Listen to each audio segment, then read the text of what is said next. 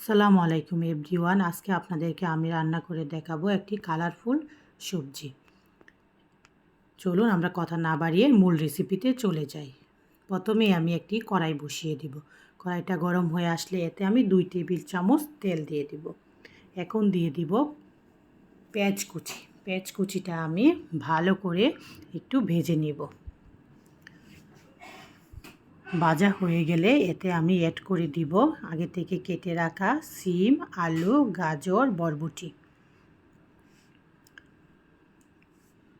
নাড়াচাড়া করব। নাড়াচাড়া করে এই পর্যায়ে আমি অ্যাড করে দিব 1 চা চামচ হলুদের গুঁড়া, 1 চা চামচ লবণ দিয়ে এটা চামচ দিয়ে আমি ভালো করে নাড়াচাড়া করে এটা মিশিয়ে নিব। এই পর্যায়ে আমি আর কোনো মশলা অ্যাড করব না। একটা মাত্র মশলা দিয়ে আমি খুব সহজ হয়েতে এটা আমি রান্না করব। এটা রান্না করতে যেরকম সহজ, খেতে তেমনই মজা। এখন আমি ঢাকনা দিয়ে ঢেকে দিব। ঢাকনা দিয়ে ঢেকে 5 মিনিট রান্না করব। 5 মিনিট পর আমি ফিরে আসলাম। দেখুন ভাজিটা দেখতে কত সুন্দর হয়েছে। ভাজিটা ছোট থেকে বড় সবাই খুব পছন্দ করে। এটা খেতে খুব মজা হয়। আপনারা ভাজি, রুটি, ভাত সব কিছু দিয়ে এই ভাজিটা খেতে পারবেন। আমি আবার ঢেকে দিব। ঢেকে দিয়ে আরও 5 মিনিট রান্না করব।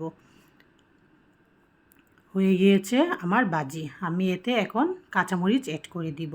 কাঁচামরিচ অ্যাড করে এটাকে আমি 5 মিনিট সময় ধরে ভাজা ভাজা করব।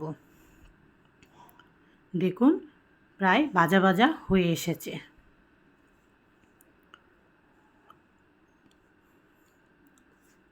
হয়ে গিয়েছে আমার মজাদার কালারফুল একটা সবজি ভাজি। এটা বাচ্চাদের খুব পছন্দের একটা সবজি ভাজি। আপনারা অবশ্যই এটা ট্রাই করবেন।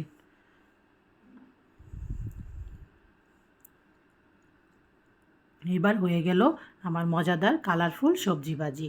আপনাদের যদি এটা ভালো লেগে থাকে তাহলে অবশ্যই লাইক, কমেন্ট, সাবস্ক্রাইব করে আমার পাশে থাকবেন। ধন্যবাদ।